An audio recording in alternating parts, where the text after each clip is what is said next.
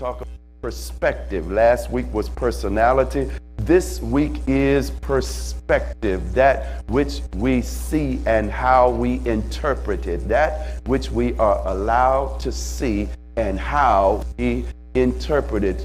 Make no mistake about it, sisters and brothers, that God has given us all a sense of sight, not just in the natural sense, but God has given us all imagination. We are able to see that which does not exist yet. God allows us sometime to peer into our future such that we can see what God not only is doing, but what God is going to do in our lives. Now, we were not there. We don't have a very clear record of what God did when he shaped and formed man and woman in his own image. We don't know how God put the eyes in place or what mechanism God put in the mind or the brain of mankind such that we could not only see in the natural sense, but that we also see in the spiritual sense. All we know is that every one of us has a sense of a sight. To them,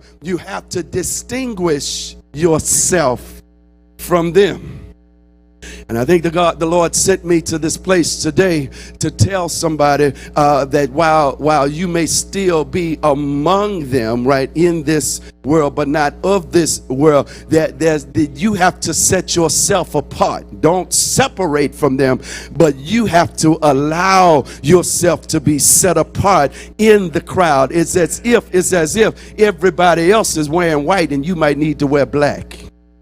That's a pretty good image. You have to distinguish yourself.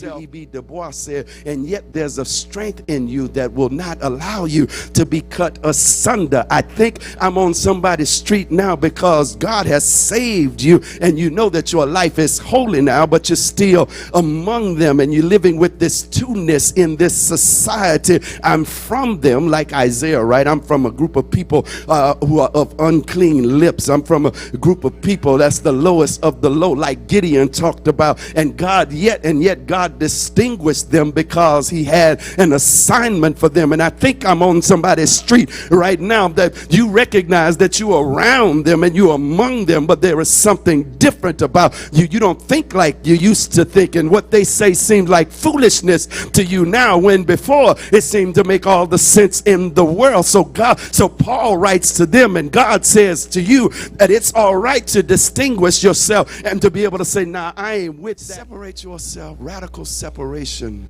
from your past. And so it suggests that you have to liberate yourself from the pain that you've been carrying around. It suggests that you are the one that has to release yourself from the guilt that you allow to stay in your mind. It says that you are the one, sister or brother, that has to allow God to heal you from the pain. When you understand what you see, then you can properly maneuver in your presence while you are on your way to your future.